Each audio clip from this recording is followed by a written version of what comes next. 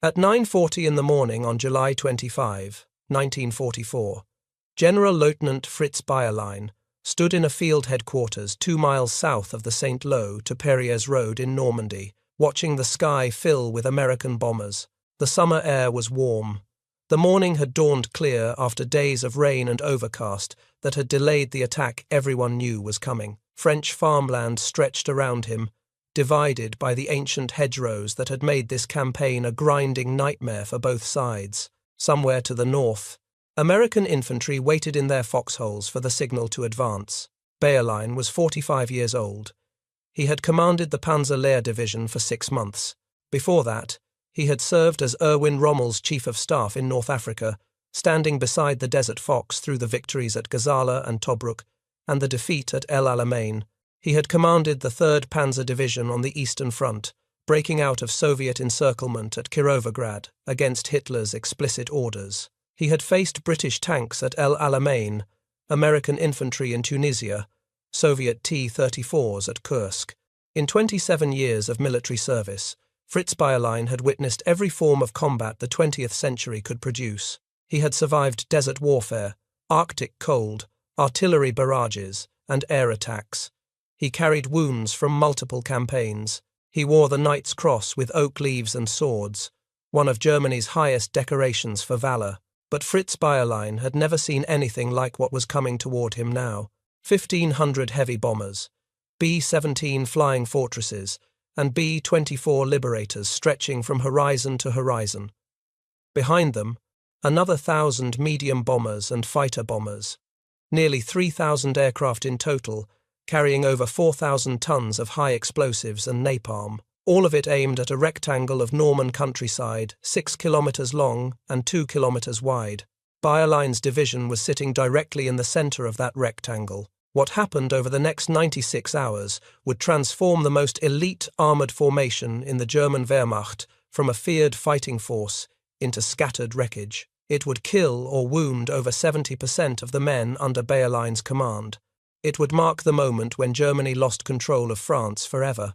And it would begin with bombs falling like rain from a clear summer sky. The Panzer Lehr division should never have existed as a combat unit. The word Lehr means teaching in German. The division had been formed in late December 1943 from instructors and demonstration troops at Germany's premier tank training schools. These were not ordinary soldiers. They were the men who taught other men how to fight in armored vehicles. They knew every system on a Panther tank. They could diagnose engine problems by sound alone. They understood tactical doctrine at a level that came only from explaining it to hundreds of students over years of instruction. The idea to create this division came from a desperate need. By late 1943, Germany had lost catastrophically at Stalingrad, failed at Kursk, and was being pushed back across the Eastern Front. Allied bombing was devastating German industry. The anticipated invasion of Western Europe would require every available armoured formation. Adolf Hitler issued Führer Directive No. 51 just before Christmas 1943, ordering the creation of new panzer divisions to meet the expected Allied assault. Generaloberst Heinz Guderian, the architect of German armoured warfare and Inspector General of Armoured Troops, had personally overseen the division's creation. At a meeting on January 26, 1944, at his headquarters, Guderian told Bayerlein that this new formation would be different from anything the Wehrmacht had fielded before.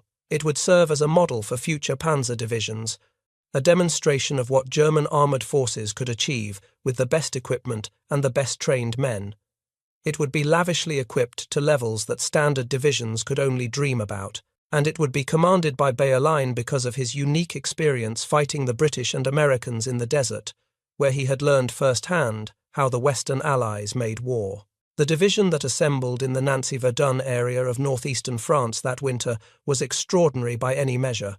Unlike standard panzer divisions, where most infantry rode in unarmoured trucks vulnerable to every shell splinter and machine gun burst, every single panzer grenadier in Panzer Lehr travelled in armoured half-tracks. The division possessed 674 of these vehicles, more than twice the number in any other formation. This meant the infantry could keep pace with the tanks, could fight from their vehicles, could advance under fire that would have stopped truck-borne troops dead. The armour was equally impressive. The division possessed over 200 tanks and assault guns on June 6, 1944. This included 97 Panzer IV tanks, workhorses that had served Germany since the invasion of Poland.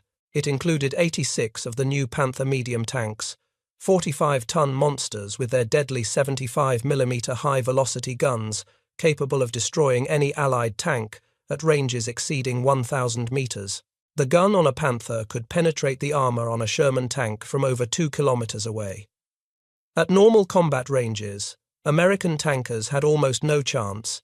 The division also received elements of the 316th Remote Control Panzer Company, along with Jagdpanzer IV tank destroyers in its anti-tank battalion. The reconnaissance battalion had a company of the brand-new SDKFZ 234 Puma armored cars, 8 wheeled vehicles with 50mm guns that could outrun anything the Allies had and outfight most of their light vehicles.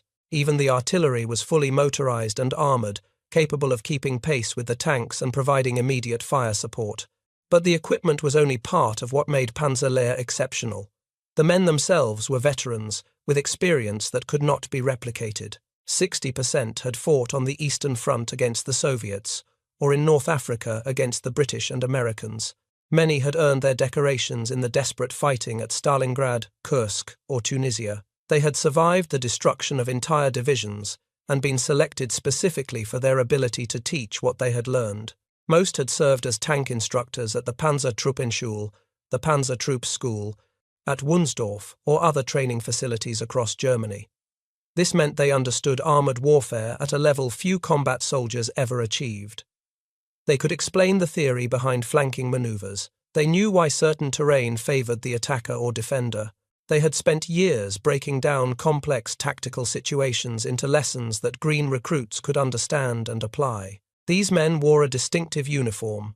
Instead of the standard German army field blouse, Panzer Lehr's Panzer Grenadiers wore a short, double-breasted jacket similar to those worn by assault gun crews.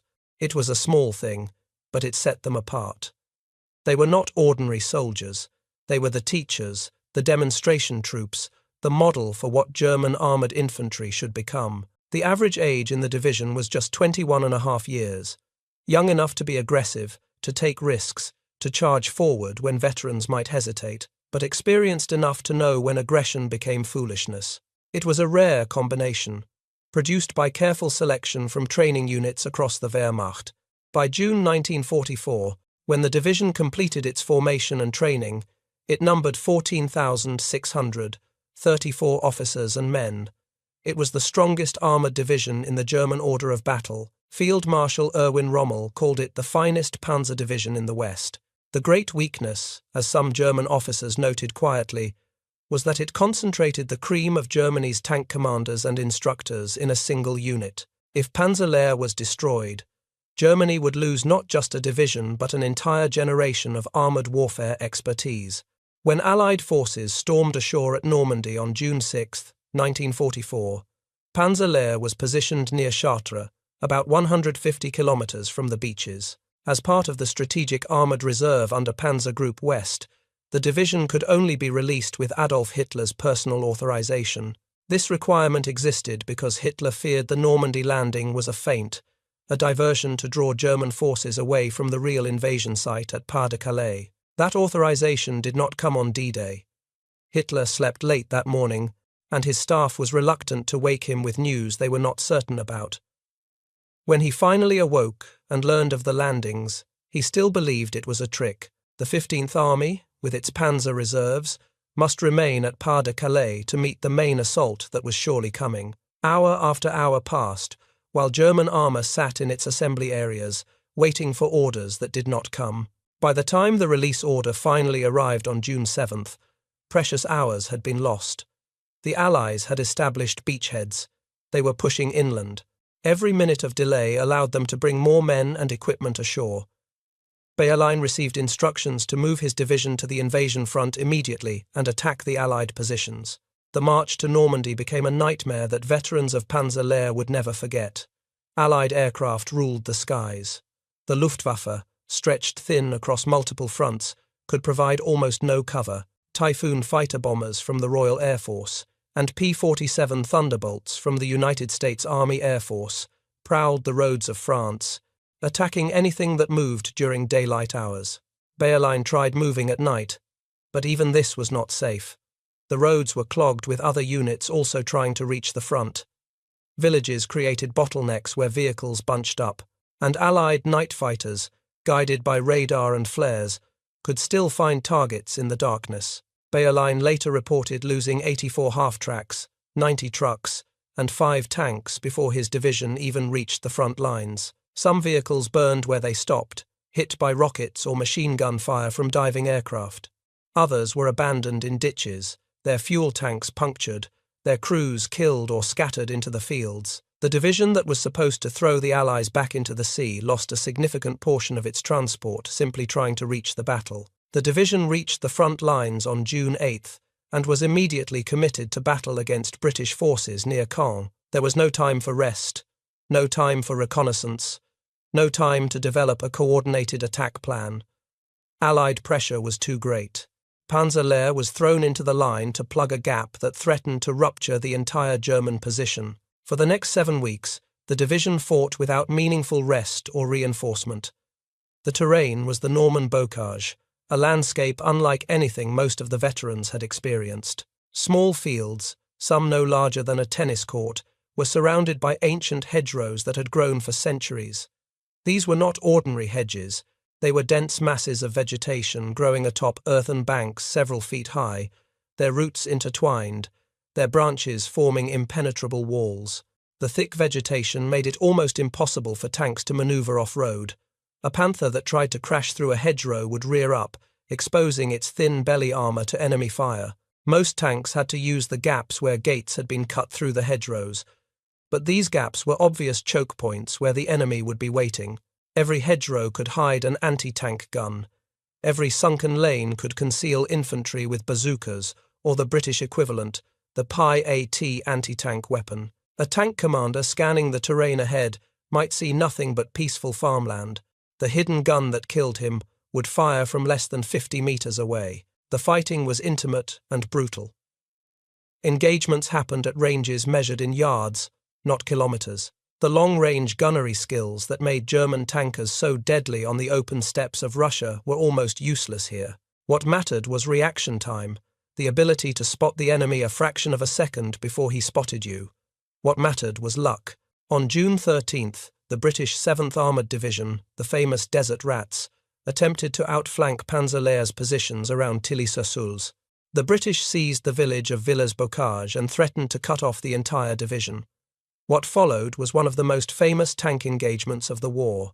SS Obersturmführer Michael Wittmann, commanding a Tiger tank from the 101st SS Heavy Panzer Battalion, attached to support Panzer Lehr, ambushed the British column. In 15 minutes, Wittmann's Tiger destroyed 13 to 14 tanks and numerous other vehicles. The British withdrew, but even victories cost Panzer Lehr.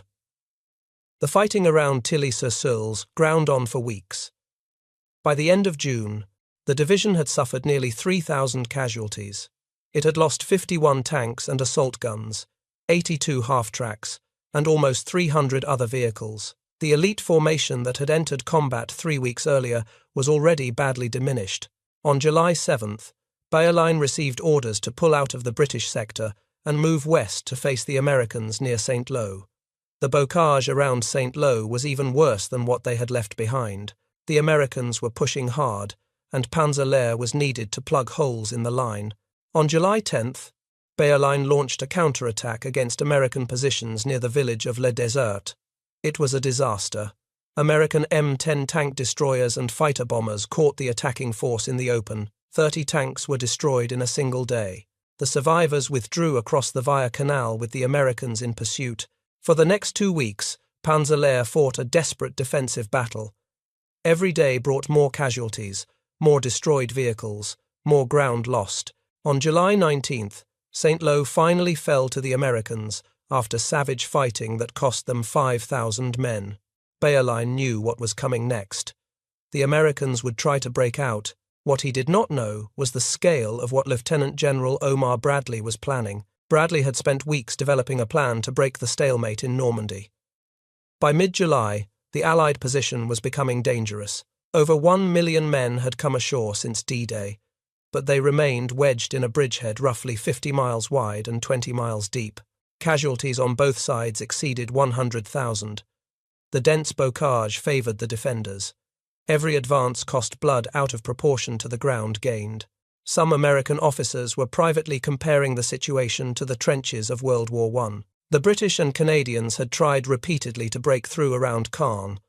Operation Epsom, at the end of June, had gained some ground, but failed to achieve a breakthrough. Operation Goodwood on July 18th had thrown 3 armoured divisions against the German lines south of Caen. They lost over 400 tanks in 3 days. The Germans bent but did not break. The strategy Bradley developed was simple but audacious. Concentrate overwhelming force at a single point, instead of attacking on a broad front.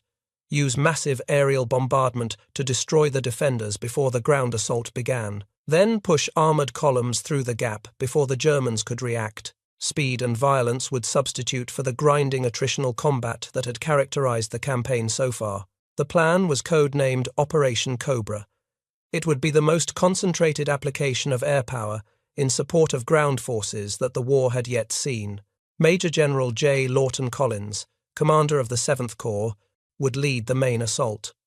Collins was known as Lightning Joe for his aggressive tactics in the Pacific, where he had commanded the 25th Infantry Division on Guadalcanal and New Georgia. He was 48 years old, young for a corps commander, but his performance in capturing Cherbourg had demonstrated exactly the kind of relentless drive that Cobra would require. Bradley chose him specifically because Cobra required a commander who would push forward regardless of obstacles, exploiting any opportunity before the Germans could recover. The target zone was a rectangle of bocage straddling the St. Lo to Perrier Road. This was the sector held by Panzer. Bradley did not choose this location by accident. He knew destroying Panzer would remove one of only 2 Panzer divisions facing the American front. Without armoured reserves, the German line would have nothing to stop a breakthrough.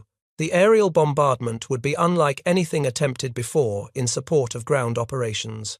Bradley flew to England personally to request the support of heavy bombers. He wanted bomb craters every 16 feet across the target zone. He wanted the German defenders obliterated. Poor weather delayed the operation repeatedly. Rain and low clouds over Normandy made precision bombing impossible. Bradley needed clear skies so the bombers could see their targets and avoid hitting American troops positioned just north of the target zone. Day after day, meteorologists reported unfavorable conditions. Day after day, the attack was postponed. Finally, on July 24th, conditions seemed favorable enough to launch. 1,600 aircraft took off from bases across England. Heavy bombers climbed to altitude over the English Channel. Fighter bombers armed with rockets and napalm headed for the Normandy coast. The largest coordinated air-ground operation of the war was underway. But as the bombers approached Normandy, clouds rolled in over the target. Visibility dropped. The precise bombing that Bradley needed became impossible. The mission was aborted. Stop orders went out by radio to every aircraft, except not all the aircraft received the recall order.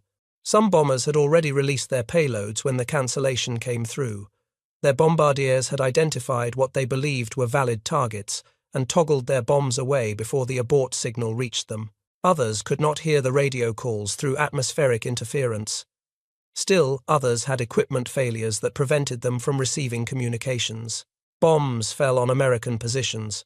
The 30th Infantry Division, waiting in foxholes just north of the target zone, was hit. 25 soldiers were killed. 131 more were wounded. Men were buried alive in their fighting positions. Others were torn apart by blast and fragments. The attack had not even begun, and Americans were already dying from their own weapons. Bradley was furious. He had specifically requested that the bombers approach from the east, parallel to the St. Lo to Perrier's Road, precisely to minimize the risk of bombs falling on American lines. Instead, the aircraft had come from the north, perpendicular to the road. Every bomb that fell short landed on American troops. What Bradley did not fully understand was that the Air Force considered a parallel approach impractical. The time required to bring thousands of aircraft around to an eastern approach would have stretched the bombardment over too many hours. The perpendicular approach allowed a more concentrated attack. In the minds of the air commanders, Efficiency justified the additional risk, but Bradley had no choice. The Germans now knew a major attack was coming. The element of surprise was compromised. Either Cobra proceeded the following day, or it would have to be postponed again, giving the Germans time to reinforce. Bradley ordered the attack to continue on July 25th. Fritz Bayerlein spent the night of July 24th at his headquarters near the village of Cannassy. He knew an American attack was imminent. German intelligence had intercepted radio traffic, indicating a major offensive was being prepared, but the exact timing and location remained unclear. At his disposal, Bayerlein had roughly 3,200 combat troops in the path of the expected attack. The division had been ground down to a fraction of its original strength. He had approximately 45 operational tanks and assault guns, a mix of Panthers, Panzer IVs, and various assault vehicles. Many were in poor mechanical condition after weeks of constant combat. The morning of July 25th dawned warm and sunny. American troops along the front had pulled back the previous night, withdrawing about 1,000 meters from the St. Lo to Perriers Road. This should have been a warning sign. Infantry does not voluntarily give up ground unless something significant is planned. At 9:38, the first wave appeared. 600 Allied fighter bombers swept in low over the German positions, attacking strongpoints and artillery positions along a 300-meter wide strip. For 20 minutes, rockets and bombs tore into the earth. Then came the heavies. 1,800 B-17 and B-24 bombers of the 8th Air Force appeared in formations that stretched across the sky. Each bomber carried several tons of high explosive. The target zone was 6,000 yards wide and 2,200 yards deep, roughly 12 square kilometers of Norman countryside. Bayerlein watched from his headquarters as the first bombs began to fall. The bombardment lasted nearly an hour. 1,500 heavy bombers dropped over 3,300 tons of bombs. 1,000 additional medium bombers and fighter bombers added hundreds more tons of explosives and napalm. American artillery, over 1,100 guns, joined in with coordinated fire. Bayerlein later described what he witnessed. "The bombers came as if on a conveyor belt," he said. Back and forth the carpets were laid. Artillery positions were wiped out. Tanks were overturned and buried. Infantry positions were flattened. All roads and tracks were destroyed. By midday, the entire area resembled a moonscape with bomb craters touching rim to rim. The physical destruction was almost incomprehensible. 60,000 fragmentation bombs and incendiary devices fell on an area of 12 square kilometers. That worked out to 5,000 bombs per square kilometer. The village of La Chapelle-en-Jouguer was simply erased from existence. Other villages became impassable heaps of rubble. The effect on the men of Panzer Lehr was catastrophic. All signal communications were cut, and no command was possible, Bayerlein reported. The shock effect on the troops was indescribable. Several of my men went mad and rushed around in the open until they were cut down by splinters. Simultaneously with the storm from the air, innumerable guns of American artillery pounded drum fire into our positions. Bayerlein's assessment of casualties was devastating. Over 70% of my soldiers were either dead, wounded, crazed, or dazed, he wrote. The bombing killed approximately 1,000 men outright. Hundreds more were wounded. Hundreds more were so shocked they could not function as soldiers. The division's tanks fared little better. Panthers and Panzer IVs were flipped onto their sides by near misses. Others were buried under tons of earth thrown up by explosions. Assault guns disappeared into craters. By the end of the bombardment, Panzer Lehr had perhaps 7 tanks still operational in the target zone. But the bombing had not killed everyone. Scattered groups of German soldiers survived in foxholes and cellars. Some had been at the edges of the target zone, where bomb density was lower. Others had been in particularly deep positions that absorbed the blast. Some were simply lucky, standing in spots where no bomb happened to fall. These survivors emerged from the smoking rubble with weapons in hand. Many were dazed, their ears ringing, their uniforms torn, blood streaming from cuts and concussions. But they were alive, and they were Germans who had been trained to fight under any circumstances. The instructors of Panzer Lehr had taught countless soldiers what to do when everything went wrong. Now they applied those lessons to their own desperate situation. Some anti-tank guns remained intact under rubble. Crews dug them out, cleared the mechanisms, and prepared to engage the American tanks they knew would be coming. A handful of tanks had been positioned outside the main impact zone, held in reserve or undergoing repair. Their commanders started engines and moved toward the sounds of fighting. The institutional knowledge that made Panzer exceptional now worked against the Americans. These were not ordinary soldiers who might have surrendered or fled after such a bombardment. These were the men who had spent years teaching others to fight through adversity. They formed ad hoc battle groups around surviving officers. They set up ambush positions in the craters and rubble. They prepared to make the Americans pay for every yard of ground. The bombs had also created an unexpected problem for the attackers. The craters were so numerous and so deep that American vehicles could barely move through the devastated area.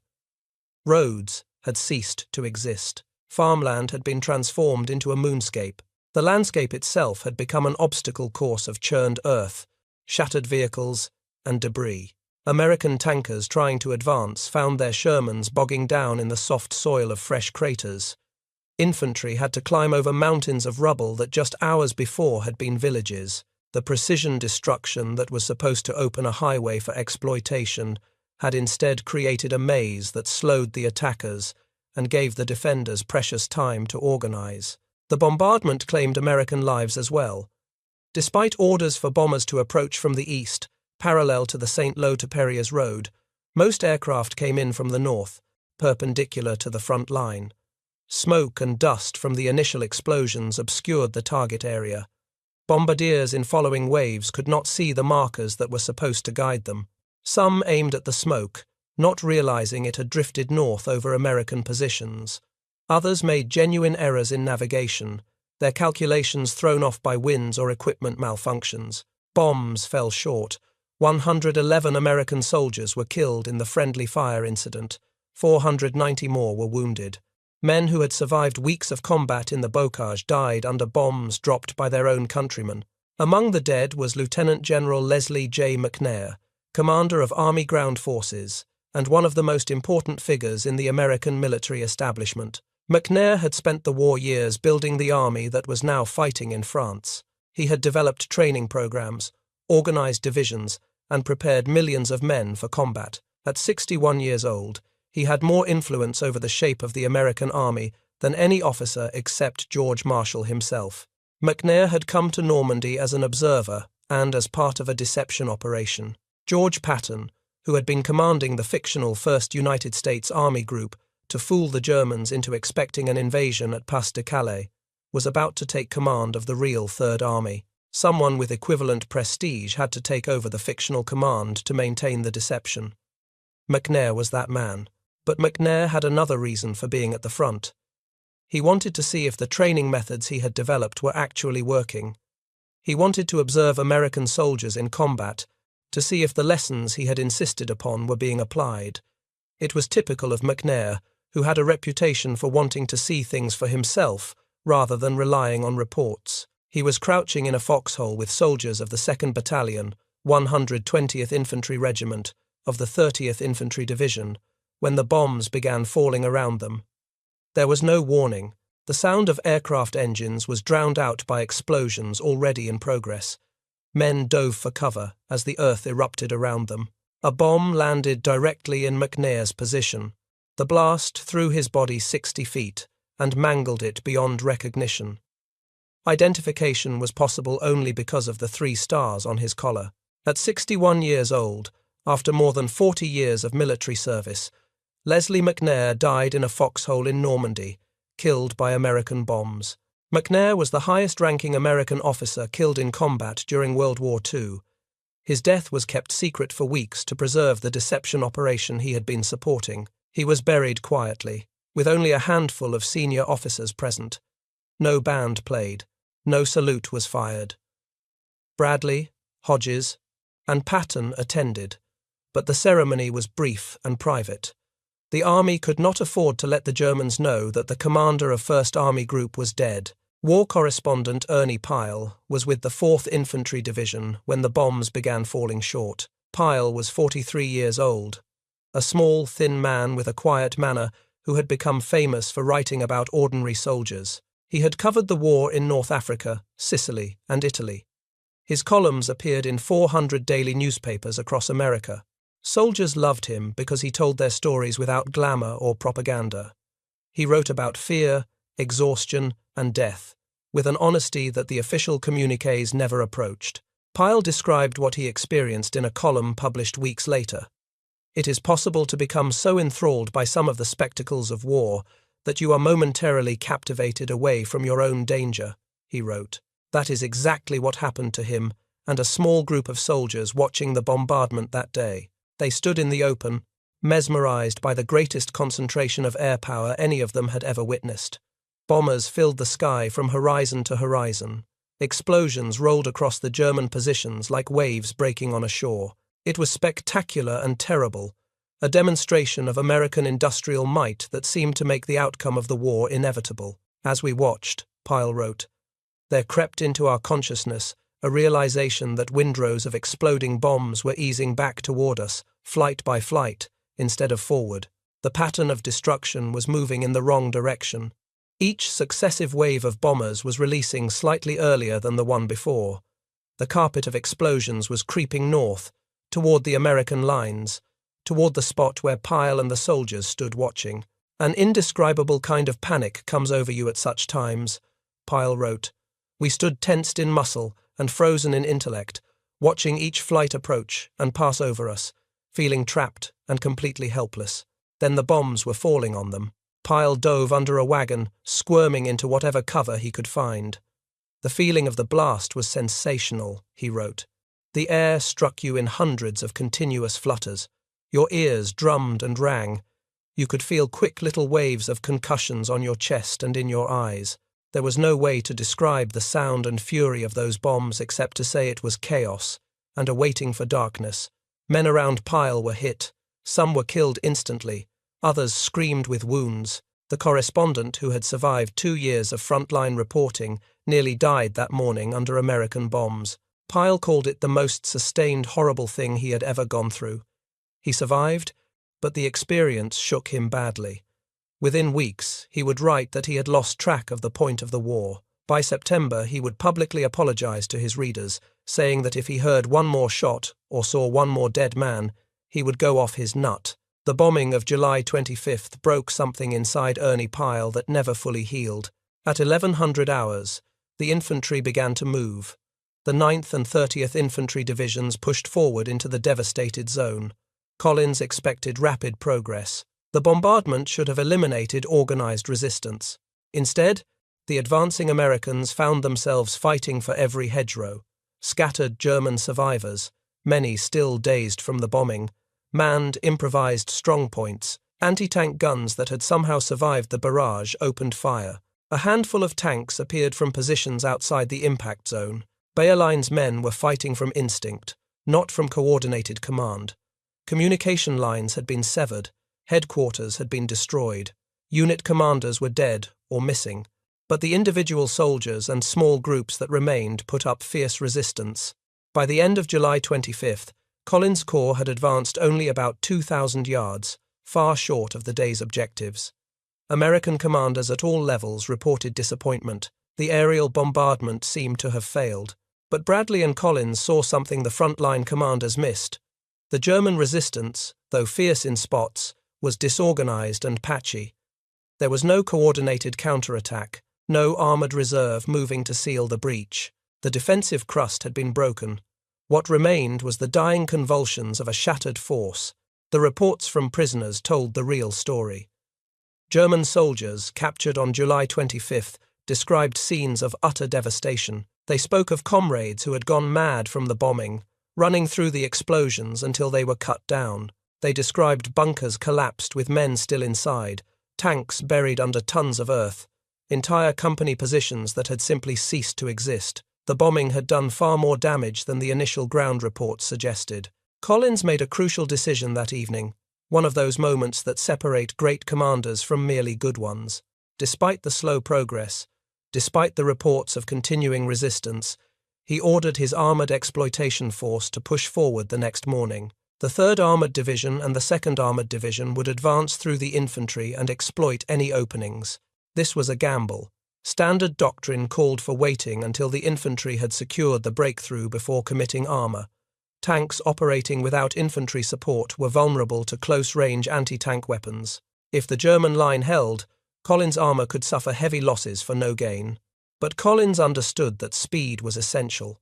The Germans could not be given time to reorganize.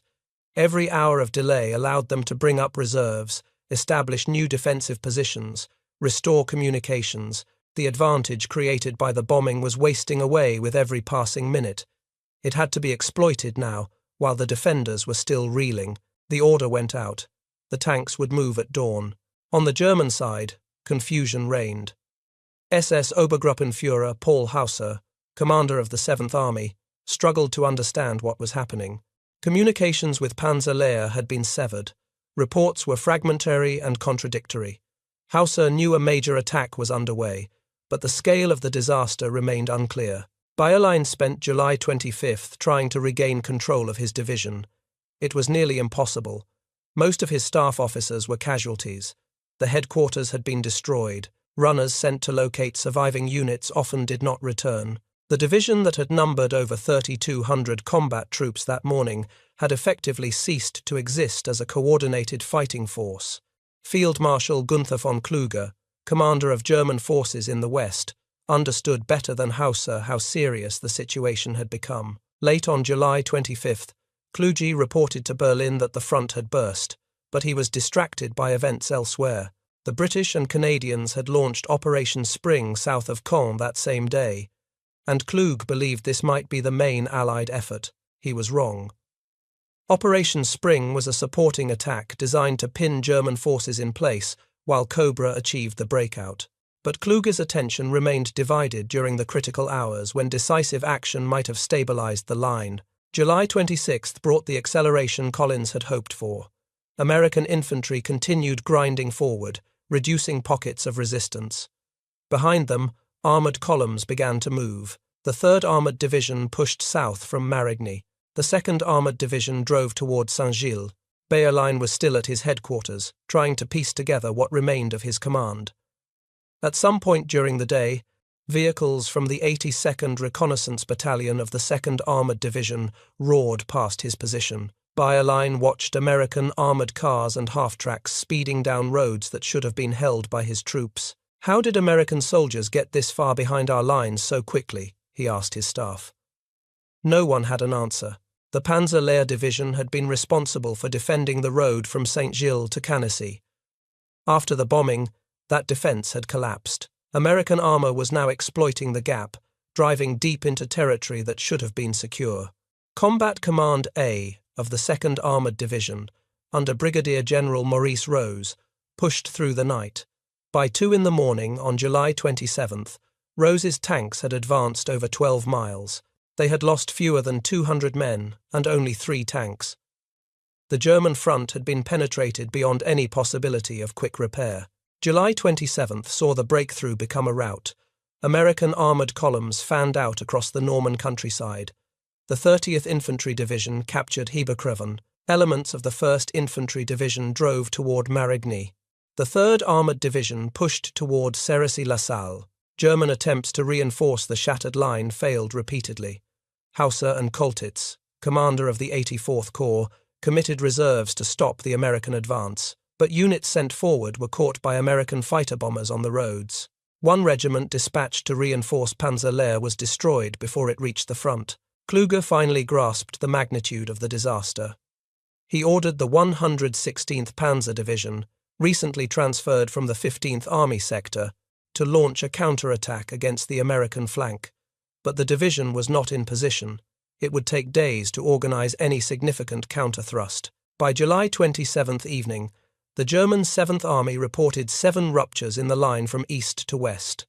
Organized resistance was collapsing across the entire American front. July 28th marked the point of no return. Coutances fell to the 4th Armored Division and 6th Armored Division of the 8th Corps. German forces west of the American advance were now in danger of encirclement. Elements of the 2nd SS Panzer Division, the 17th SS Panzer Grenadier Division, and the remnants of several infantry divisions attempted to break out eastward. The results were catastrophic for the Germans. A column of retreating forces near La Chapelle was caught by artillery from the 2nd Armored Division. In 2 hours, American guns fired over 700 rounds at point-blank range into the packed vehicles and troops. 50 Germans were killed immediately. 60 more were wounded.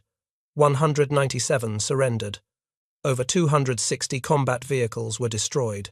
Beyond La Chapelle, the destruction continued. Another 1,150 German soldiers were killed. 96 armoured vehicles and trucks were lost. The 2nd Armoured Division alone destroyed 64 German tanks and 500 to 38 other vehicles during Operation Cobra. American losses were 49 tanks. Bayerlein managed to extract some survivors from the encirclement. By the end of July 28th, he reported that Panzer Lehr Division was finally annihilated. Its armour was wiped out. Its personnel were either casualties or missing. All headquarters records were lost. The division that had entered Normandy 7 weeks earlier, with over 14,000 men and more than 200 tanks, had been destroyed in 96 hours. July 29th and 30th saw the exploitation accelerate. Avranches fell on July 30th, opening the gateway to Brittany and the French interior. General George S. Patton's Third Army was activated on August 1st and began pouring through the breach. The German position in Normandy had become untenable. Over the following weeks, Hitler ordered a counterattack at Mortain that failed disastrously. The German 7th Army was trapped in the Falaise pocket and virtually annihilated. By August 25th, Paris was liberated. The war in France was effectively over. The destruction of Panzer Lehr in those 96 hours of Operation Cobra was more than a tactical defeat. It represented the loss of irreplaceable human capital. The instructors and demonstration troops who had formed the division's core were dead, wounded, or scattered. Their accumulated expertise in armoured warfare, developed over years of training and combat, was gone. Germany would rebuild Panzer Lehr. After spending a month refitting in the Saar region, the division received 72 new tanks, 21 assault guns, and replacement personnel drawn from training depots across Germany.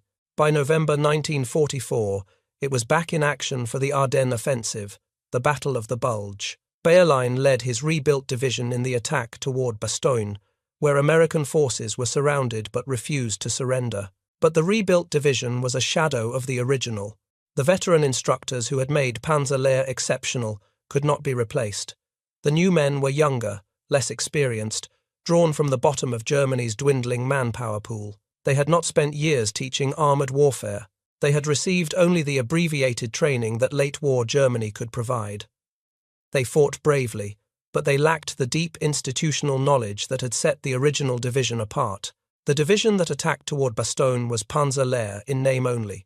The essence of what had made it elite had been scattered across the cratered fields of Normandy. Fritz Bayerlein survived the war. He commanded Panzer Lehr through the Ardennes offensive, then took command of the 53rd Corps in the final desperate months of the conflict. In April 1945, he surrendered to American forces in the Ruhr pocket, one of hundreds of thousands of German soldiers who laid down their arms as the Reich collapsed. As a prisoner of war, Bayerlein proved valuable to his captors. He worked with the United States Army Historical Division, writing detailed accounts of German operations from the perspective of someone who had been there. His manuscripts on the destruction of Panzer Lehr during Cobra, on the fighting in North Africa, on the experience of German commanders in Normandy, became important sources for understanding the war from the other side. Bayerlein was released from captivity in 1947. He returned to civilian life in Germany, living quietly through the years of Reconstruction and the Cold War. He served as a technical advisor on the 1961 film The Guns of Navarone, lending his expertise to Hollywood's version of the war. Fritz Bayerlein died in 1970 in Germany. He was 71 years old. His obituaries mentioned his service under Rommel in Africa and his command of Panzer Lehr. They did not mention that he had witnessed the destruction of Germany's most elite armoured formation in a single summer morning, standing helpless as American bombs fell from a clear July sky. The American commanders who planned and executed Cobra went on to greater things. Omar Bradley commanded the 12th Army Group, the largest American field command in history. Lightning Joe Collins led the 7th Corps to the Elbe River and later became Chief of Staff of the United States Army. Both were promoted to 4-star general rank. Lieutenant General Leslie McNair was buried at the Normandy American Cemetery at Colleville-sur-Mer, overlooking the beaches where the invasion had begun 7 weeks earlier. His death was kept secret for weeks to preserve the deception operation he had been supporting. The Germans must continue to believe that 1st Army Group was real, that a second invasion was still possible, that keeping forces at Pas-de-Calais was essential. His gravestone initially listed his rank as Lieutenant General, the rank he held at death. Congress posthumously promoted him to full general in 1954, a recognition of his contributions to American victory that came a decade too late. But the American Battle Monuments Commission was not informed of the change. His gravestone was not updated to reflect his final rank until November 11, 2010, 66 years after his death. He remains the highest-ranking American officer, buried at Normandy, in a cemetery that holds the remains of over 9,000 of his countrymen who died in the liberation of France. Ernie Pyle continued reporting from the front until April 1945. The war in Europe was almost over, but Pyle felt obligated to cover the fighting in the Pacific. He did not want to go. He was exhausted, haunted by the deaths he had witnessed, struggling with what would later be recognized as combat stress disorder. But he felt that the soldiers in the Pacific deserved the same coverage he had given to those in Europe. On April 18, 1945, Pyle was with the 77th Infantry Division on the island of Ii Shima, near Okinawa. A Japanese machine gunner opened fire on his jeep. Pyle ducked behind a ditch with other soldiers. When the firing seemed to stop, he raised his head to check on his companions. A burst of machine gun fire killed him instantly. He was 44 years old. At the time of his death, his syndicated column appeared in 400 daily newspapers and 300 weekly newspapers across America. President Harry Truman said of him that no man in this war has so well told the story of the American fighting man as American fighting men wanted it told. He deserves the gratitude of all his countrymen. Pyle was buried on Ii Shima with a wooden grave marker. Later, his remains were moved to the National Memorial Cemetery of the Pacific in Hawaii. The ordinary soldiers he had written about, the ones who called him their friend because he told their stories honestly, mourned him as one of their own. The Norman countryside has healed since 1944. The bomb craters have been filled. The hedgerows have regrown. Villages destroyed in the fighting have been rebuilt. But markers and monuments remain, commemorating what happened there. The village of La Chapelle-en-Jougue, which was erased by American bombs, was reconstructed after the war. Today, it stands as a quiet farming community. Few visitors know that the entire village was reduced to rubble in less than an hour on a July morning 8 decades ago. Operation Cobra transformed the war in Western Europe. Before July 25, 1944, the Allies were trapped in a brutal stalemate, gaining yards at the cost of thousands of casualties. After Cobra, they advanced hundreds of miles in weeks. The German army in France was destroyed. Liberation followed. But Cobra was also a reminder of the terrible mathematics of industrial warfare. The bombardment that destroyed Panzer killed Americans as well as Germans. Bombs do not distinguish between friend and enemy. The same aircraft that annihilated an elite German division also killed a 3-star American general and over 100 of his own soldiers. General Dwight Eisenhower was in Normandy on July 25, observing the attack. He returned to his headquarters in England that evening dejected and uncertain about Cobra's success, but he had already made a decision. He would never again use heavy bombers in close support of ground troops. The price of that lesson was paid in blood by men on both sides of the line. This is how wars are won. Not through elegant maneuver or brilliant generalship alone, but through the application of overwhelming force at decisive points. Operation Cobra concentrated the destructive power of nearly 3,000 aircraft against a single elite division. The result was annihilation. Panzer was destroyed because it was in the wrong place when American industrial might fell from the sky. The instructors and veterans who made up its ranks were no match for 4,000 tons of high explosives. Individual courage and professional skill cannot survive carpet bombing. The 96-hour nightmare that destroyed Germany's elite Panzer division was a demonstration of what happens when one side possesses total air superiority and the willingness to use it without restraint. It was brutal. It was effective. It broke the stalemate in Normandy and opened the road to victory. If you found this story compelling, please take a moment to like this video and help us share more forgotten chapters from the Second World War. Subscribe to stay connected with these untold histories. Each one matters. Each one deserves to be remembered. Leave a comment below telling us where you are watching from. Our community spans from Texas to Tasmania, from veterans to history enthusiasts. You are part of something special here. Thank you for watching.